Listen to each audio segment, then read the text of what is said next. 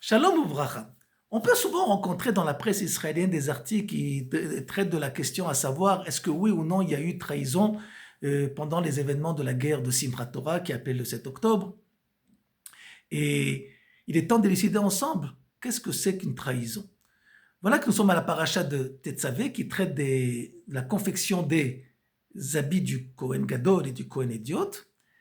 Et nos sages nous font prendre conscience que le mot habit en hébreu beged et le mot trahison en hébreu bgida proviennent de la même racine, bet gimel dalet.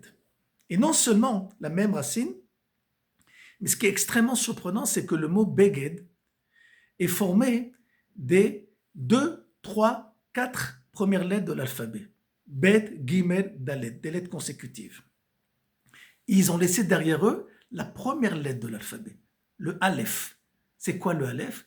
Le commencement, le début de tout, l'identité, l'origine. Et là, à travers les lettres de l'alphabet qui ont formé ce mot, nous pouvons comprendre qu'est-ce que c'est qu'un habit, beged, ou une trahison, bgida. Lorsque nous venons nous habiller, nous avons au moins 2 buts. Premier but, tout simplement de se couvrir par tsniout, parce que nous ne voulons pas sortir nus dans la rue. Deuxième but, c'est essayer d'émettre à travers l'habit un certain message, qui je suis ou qui j'aimerais être.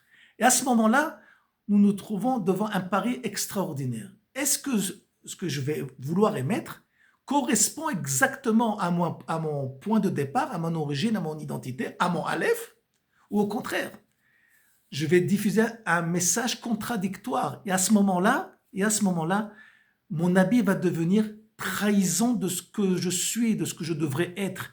Il devient beged. Et lorsque quelqu'un vit une situation que l'habit le trahit, eh ben, il est dans une situation de déguisement.